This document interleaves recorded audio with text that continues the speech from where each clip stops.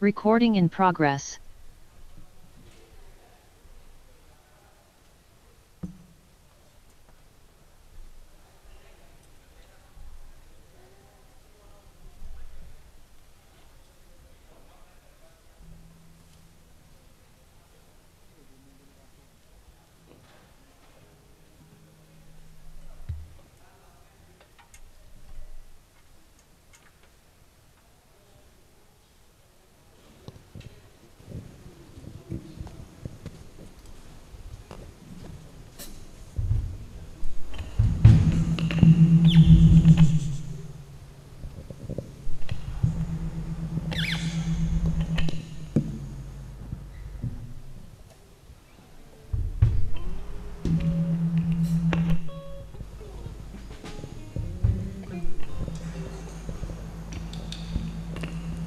Sebelum kita mulai, saya persilakan untuk rekan-rekan mahasiswa dapat mengisi bangku yang kosong di depan terlebih dahulu.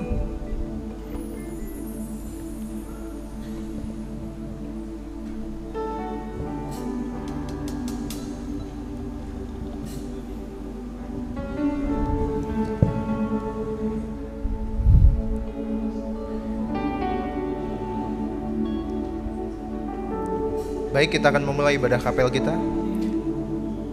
Shalom, selamat pagi Bapak Ibu dosen serta rekan-rekan mahasiswa yang terkasih dalam nama Tuhan Yesus Kristus. Selamat datang kembali dalam ibadah kapel akademik pada hari Rabu 20 September 2023. Selamat berbakti, Tuhan Yesus memberkati. Sebelum kita memulai ibadah kapel, ada beberapa pengumuman yang menjadi perhatian bagi kita. Petugas kapel pada hari Jumat 22 September 2023 dengan pembicara Ibu Eri Mendrova MTH dan WL Saudari Joan Silva, singer oleh Saudari Sylvia dan Saudara Komang, musik oleh Saudari Echa, Saudara Yotam, Saudara Damara dan Saudara Nandu, multimedia Saudara Yulianto dan sound system oleh tim sound. Petugas doa pagi pada hari Jumat 22 September 2023 akan dilayani oleh MC Saudari Dian Novitasari, musik oleh Saudara Yulianto, firman Tuhan Saudara Kristiono dengan tema bersekutu. Mari kita mulai ibadah kapel pada pagi hari ini. Saya undang untuk sidang jemaat bangkit berdiri. Saya persilahkan untuk kita semua mengambil sikap saat teduh sejenak.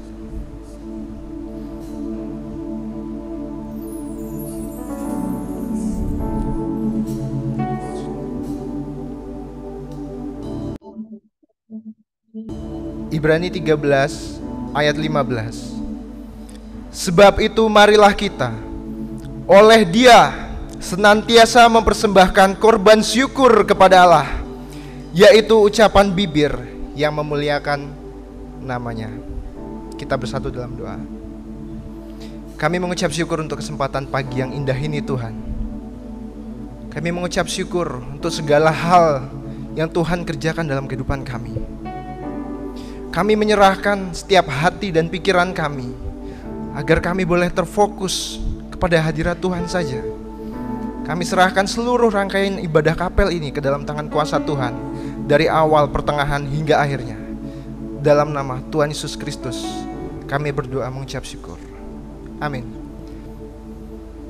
Ada sukacita semua? Mari kita bersorak-sorai sebab Allah kita adalah Allah yang tak tertandingi.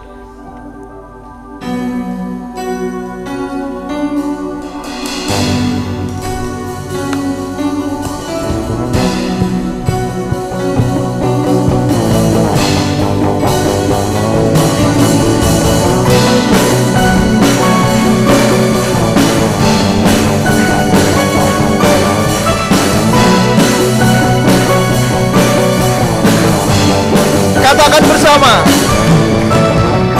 Pada siapa kau bandingkan perbuatannya yang heran? Katakan ada. Kerajaannya yang terbesar tak akan tergoyahkan. Semua musuh pun gemetar mendengar nama-Mu Tuhan. Sorak kemenangan. Sama-sama kita serukan. Sungguh tak tertandingi, tak ada yang setara denganmu.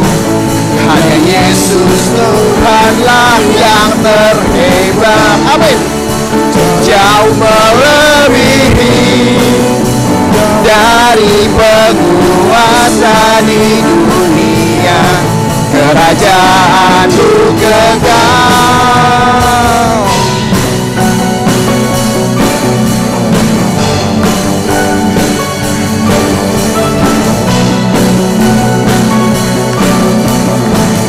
Pada siapa kau bandingkan?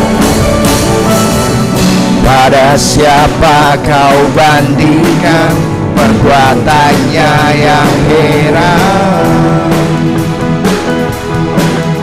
Ada, amin. Kerajaannya yang terbesar tak akan tergoyahkan. Semua musuh pun gemetar mendengar nama-Mu Tuhan. Sorak kemenangan. Sama-sama kita katakan. Sungguh tak tertandingi, tak ada yang setara denganmu. Hanya Yesus Tuhanlah yang terhebat. Jauh melebihi dari penguasa di dunia. Kerajaan-Mu kekal, tak tertandingi. Amin. Tak ada yang setara denganmu. Hanya Yesus Tuhanlah yang terhebat. Jauh melebihi dari penguasa di dunia. Kerajaan-Mu kekal.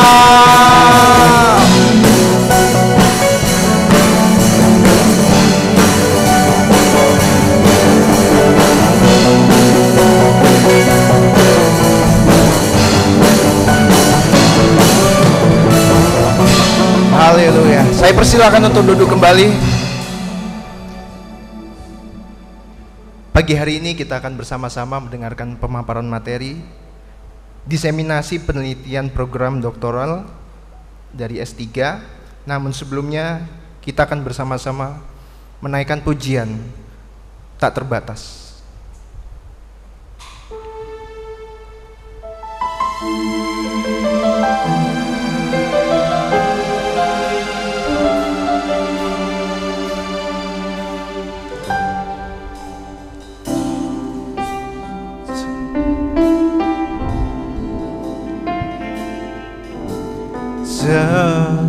Musim berlalu, namun Kau selalu peliharaku.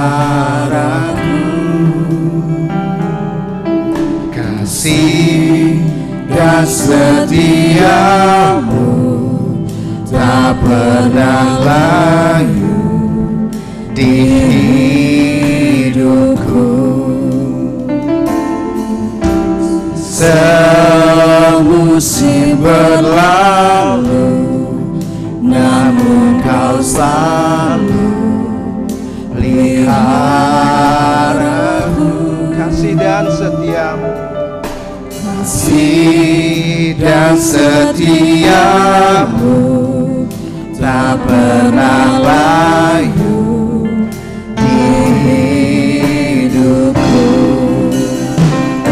Lebih luas dari samudra kebaikan-Mu Bapa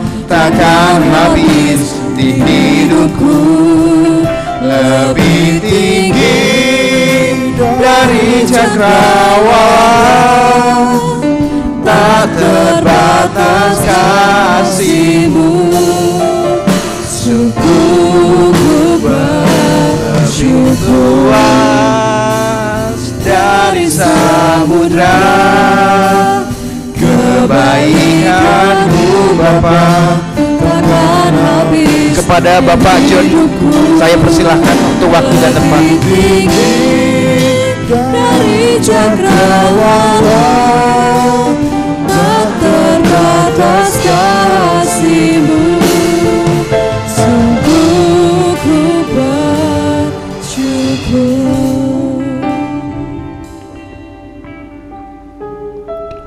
Kami bersyukur Tuhan buat pagi hari ini. Sebentar kami akan mendengarkan untuk presentasi penelitian. Kiranya Engkau berkati kami hari ini. Dalam nama Tuhan Yesus kami berdoa. Haleluya. Amin. Shalom, selamat pagi semuanya. Shalom. Ya, luar biasa ya. Hari ini saya akan mempresentasikan hasil penelitian dengan judul Penggunaan Kritik Historis dalam Teologi Perjanjian Baru, Kajian Historis dan Pandangan Teologi di Sekolah Tinggi Teologi Kristus Alfa Omega Semarang. Ya, mungkin sebelumnya saya perlu perkenalkan diri. Nama saya John ya. Hanya ketambahan gelar saja MPD ya. Jadi John MPD ya. Nanti kalau sudah selesai S3 tambah lagi di depannya. Jadi nama saya singkat ya. Jadi jangan heran kalau tanya nama panjang saya ya John saja. Jadi orang banyak heran. Nama panjangnya siapa? John. Iya, nama panjangnya. Iya, John. Nggak ada lagi. Mau ditambah pun sudah nggak ada ya, memang itu namanya. Ya, saya dosen di Sekolah Tinggi Teologi Kristus Alfa Omega Semarang dan sedang studi S3 di STBI. Shalom Pak Robinson, Bu Eko semuanya ya, dosen-dosen saya. Saya juga S2 di tempat ini. Baik, saudara Bapak Ibu semua, kita langsung saja masuk ke abstrak bahwa tujuan penelitian ini adalah untuk melihat pandangan dan pendapat ya para teolog di Sekolah Tinggi Teologi Kristus Alfa Omega terhadap penggunaan kritik historis dalam khususnya teologi PB. Kemudian juga adapun daripada metode yang digunakan adalah metode penelitian kualitatif dengan pendekatan studi deskriptif dan studi literatur. Jadi menggunakan metode kualitatif. Hasil penelitian yang didapatkan nanti akan saya paparkan tahapannya. Adapun hasil penelitian yang didapatkan adalah dosen teologi STT KAO menggunakan metode ini dalam menafsirkan Alkitab. Dan kesimpulannya yaitu metode kritik historis harus digunakan dengan bijaksana tanpa meragukan otoritas Alkitab. Nah, kita perlu tahu Bapak Ibu bahwa ada satu perkembangan dalam berbagai pendekatan untuk mempelajari Alkitab. Kita melihat dengan berkembangnya zaman, maka berbagai pendekatan untuk mempelajari Alkitab, untuk menafsirkan Alkitab itu juga berkembang.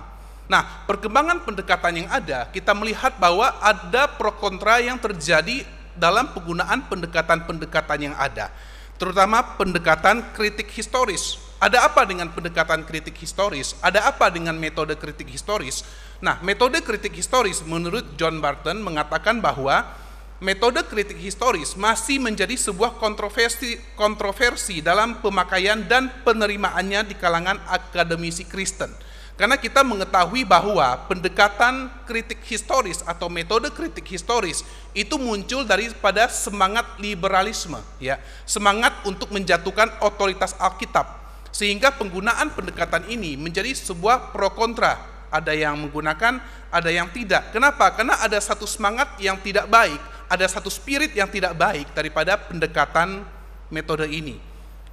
Kritik historis pada awal mulanya muncul dengan semangat liberalisme, menganggap bahwa Alkitab bukanlah firman Allah. Nah, ini yang perlu diwaspadai karena memang pada awal kemunculannya, pada masa pencerahan, itu dengan semangat beranggapan bahwa Alkitab bukanlah firman Allah, melainkan apa? Teks dengan kandungan sejarah yang sama dengan dokumen kuno lainnya. Jadi nggak ada tuh otoritas Alkitab, ya, karena Alkitab sama dengan dokumen kuno yang lainnya, bisa dikritisi, ada kesalahan, ya, dan sebagainya. Sehingga apa? Usaha kritik historis justru tidak bersandar pada iman Kristen, tetapi sepenuhnya pada kekuatan akal manusia.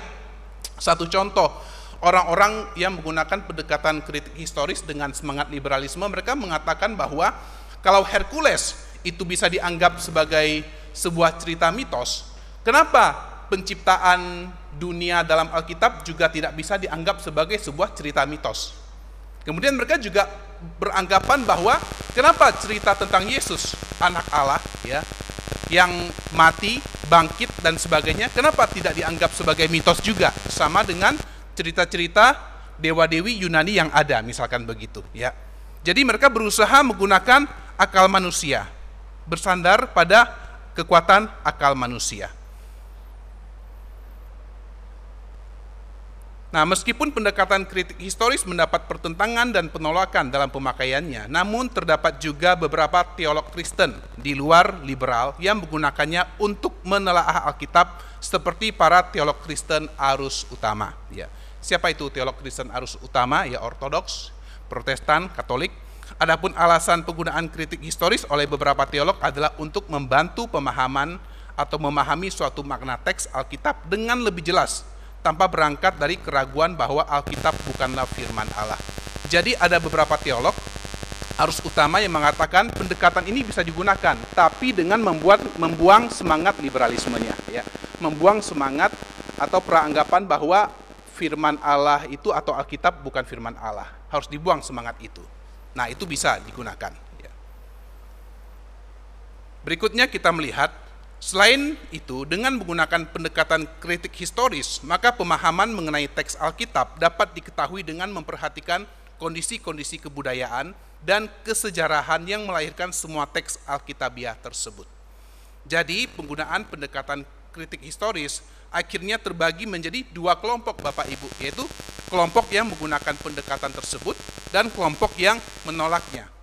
Karena kritik historis menggunakan atau sebagai alat yang digunakan baik bisa secara positif maupun negatif, ya, seperti pisau, Bapak Ibu, ya. Pisau itu bisa kita gunakan untuk hal yang baik, bisa juga pisau itu digunakan untuk hal yang jahat, tergantung siapa yang pakai, ya.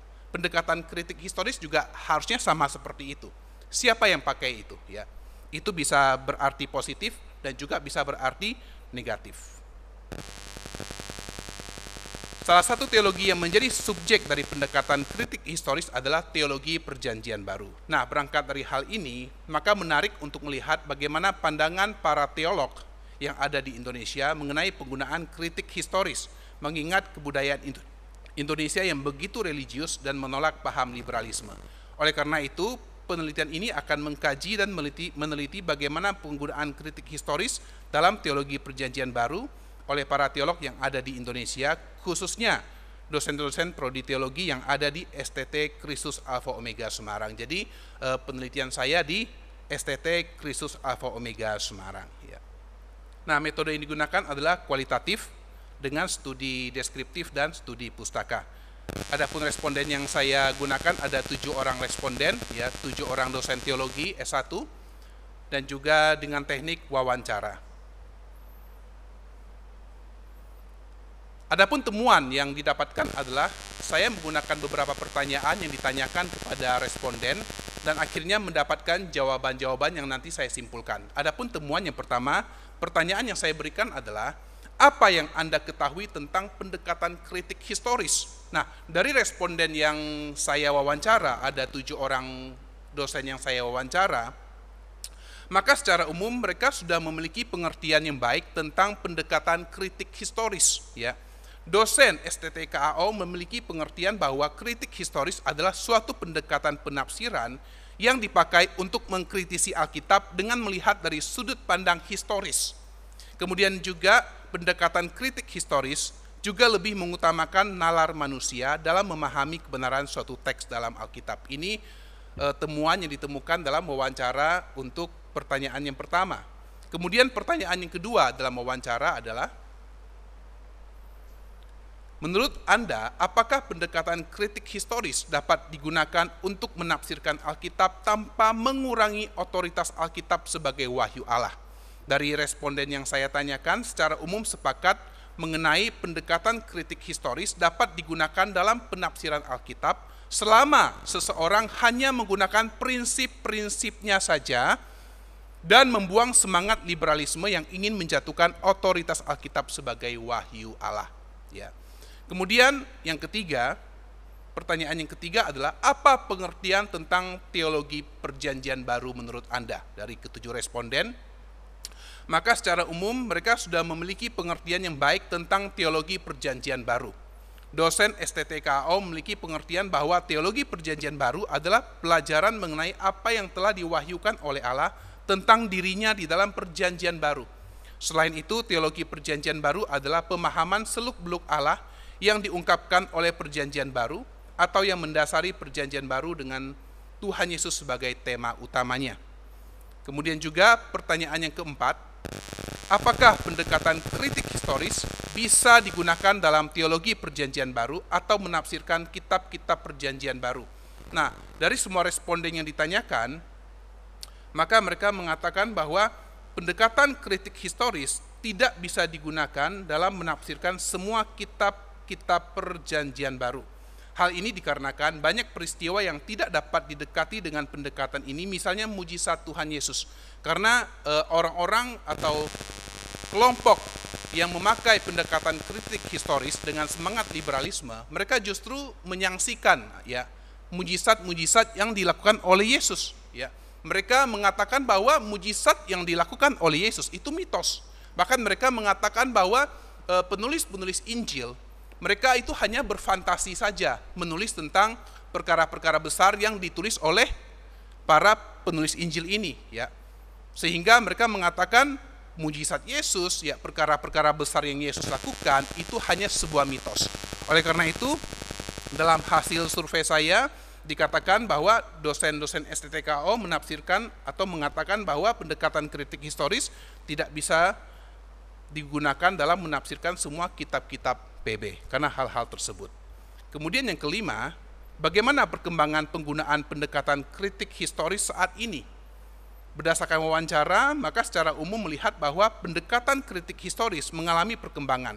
Hal ini terlihat dari awal munculnya pendekatan yang mengalami penolakan dari para teolog mainstream sampai kepada zaman saat ini di mana teolog-teolog non-liberal pun menggunakan prinsip-prinsip pendekatan ini untuk menafsirkan Alkitab dengan membuang semangat liberalisme yang ada di dalamnya.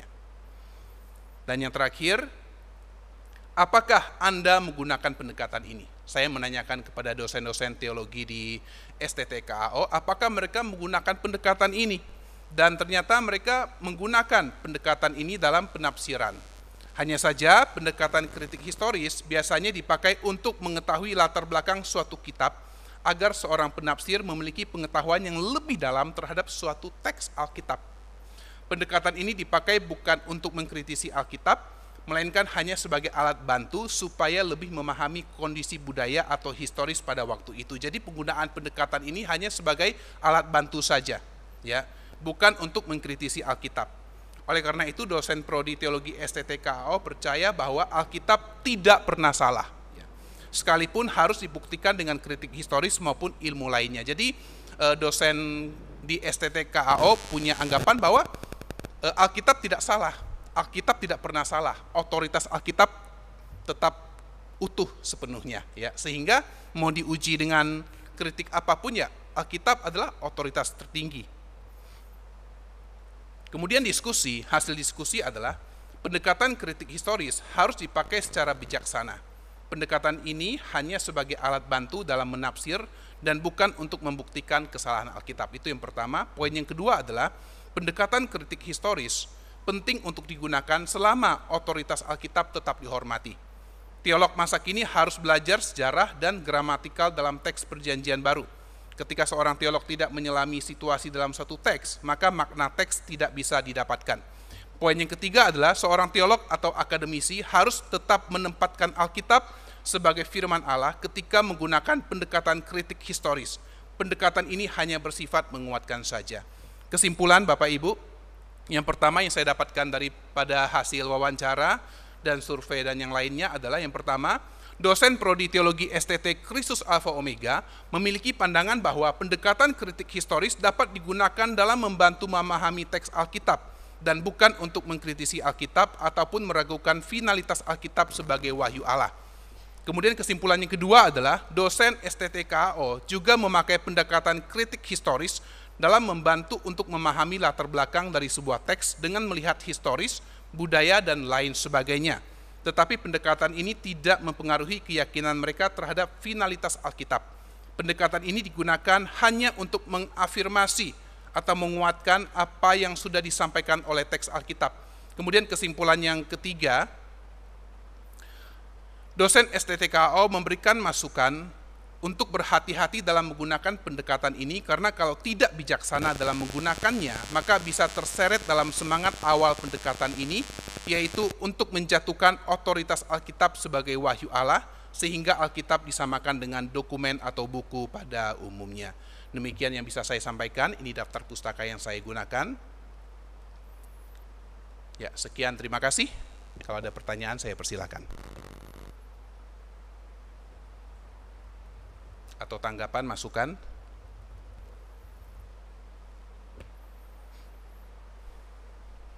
Silakan. Cukup jelas atau bagaimana?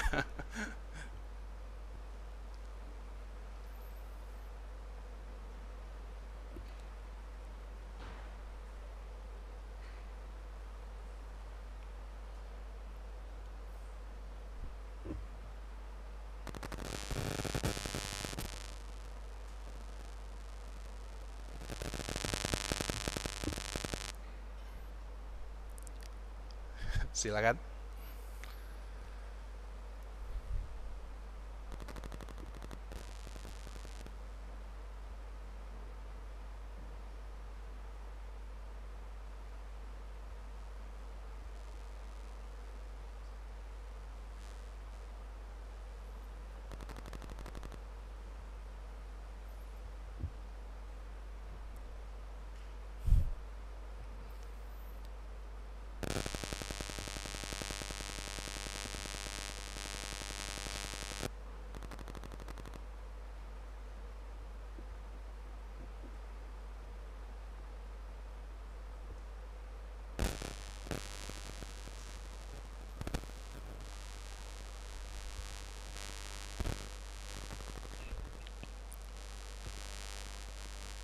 Tidak ada.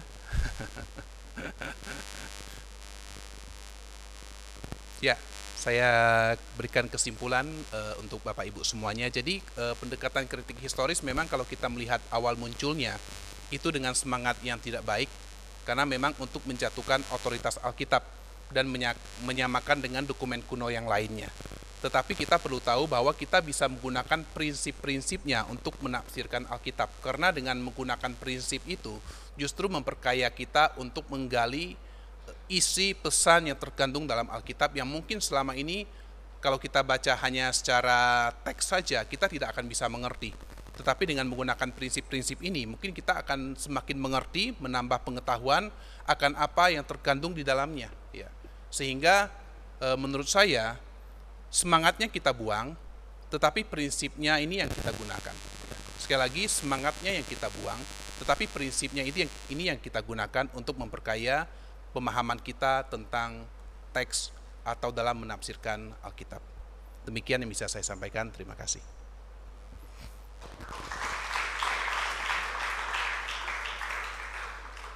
Saya kembalikan kepada MC atau WL.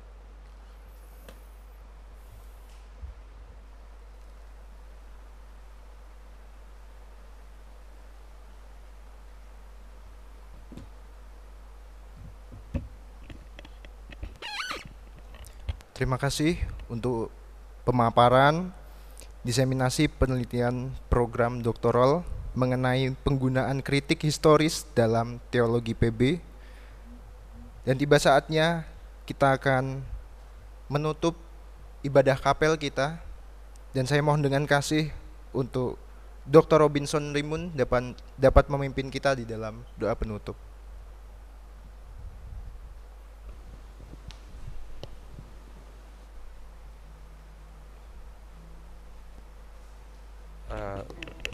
Sebelum saya memimpin dalam doa penutup, saya ingin menyampaikan beberapa hal.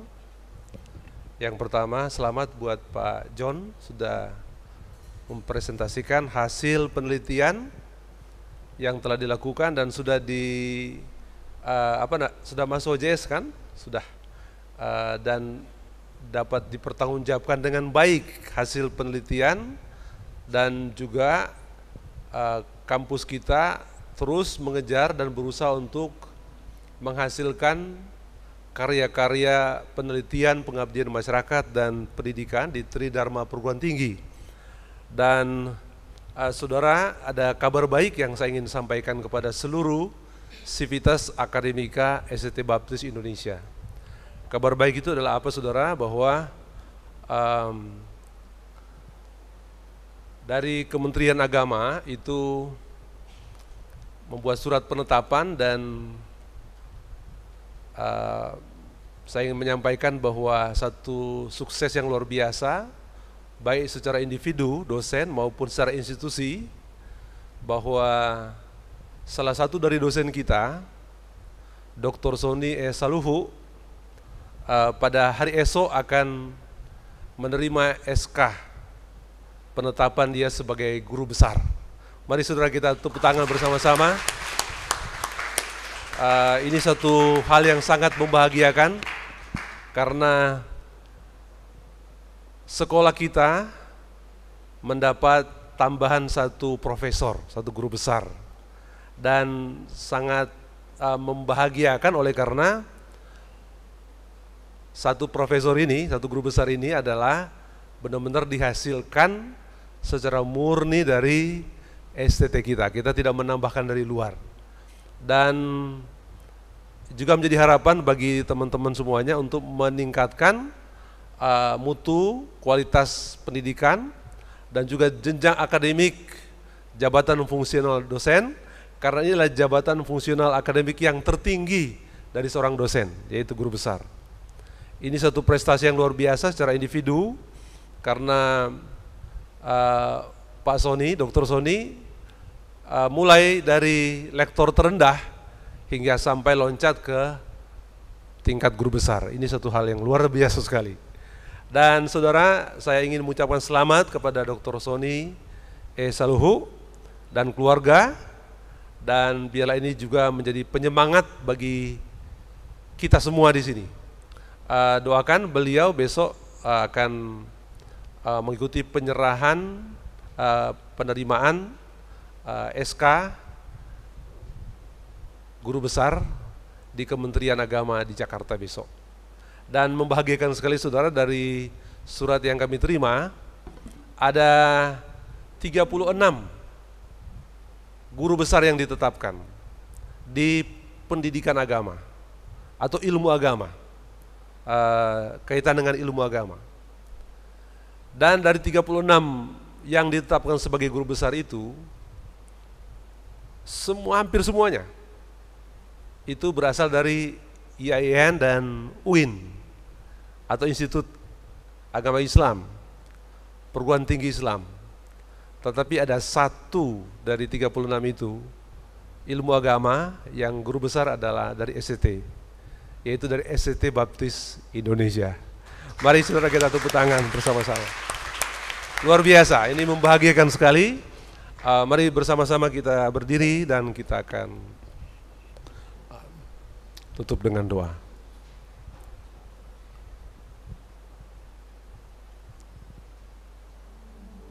Bapa Surgawi, kami mengucap syukur Tuhan, oleh karena Engkau terus berkarya, menolong dan memimpin kami pribadi, dan juga secara kelembagaan sebagai satu institusi pendidikan.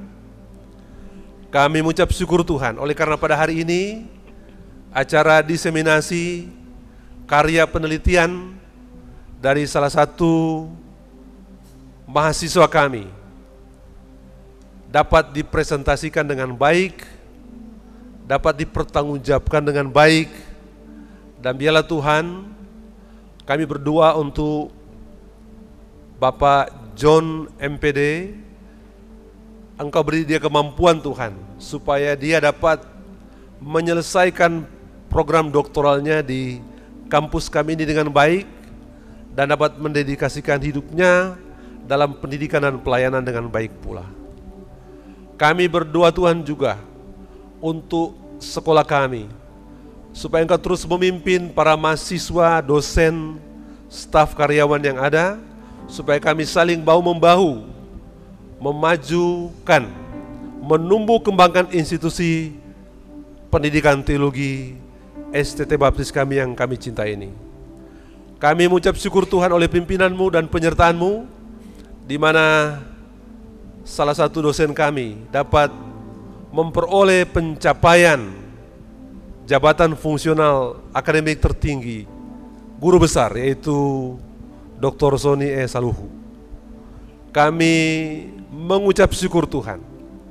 Kami mohon penyertaan-Mu supaya proses penyerahan SK Guru Besar berjalan dengan baik di Jakarta pada besok hari, dan juga rencana pengukuhan guru besar dan kegiatan-kegiatan seremonial lainnya dapat berjalan dengan baik.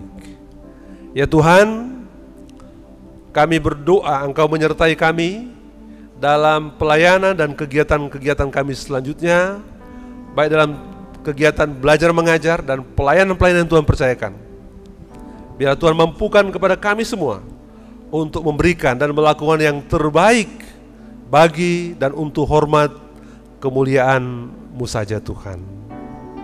Kami akhiri kegiatan kami di kapel ini, diseminasi pada hari ini, sambil memanjatkan ucapan syukur di dalam nama Tuhan kami Yesus Kristus. Amin. Tuhan memberkati. Kami memuji kebesaran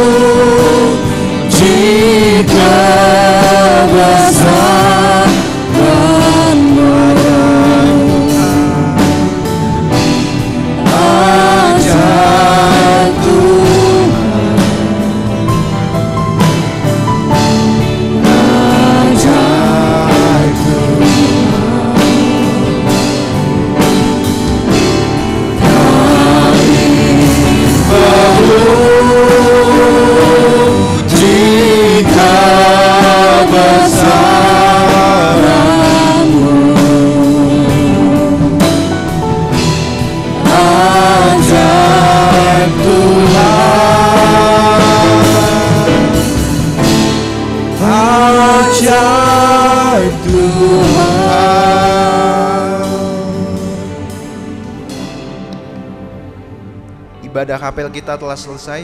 Selamat beraktivitas kembali. Tuhan Yesus memberkati.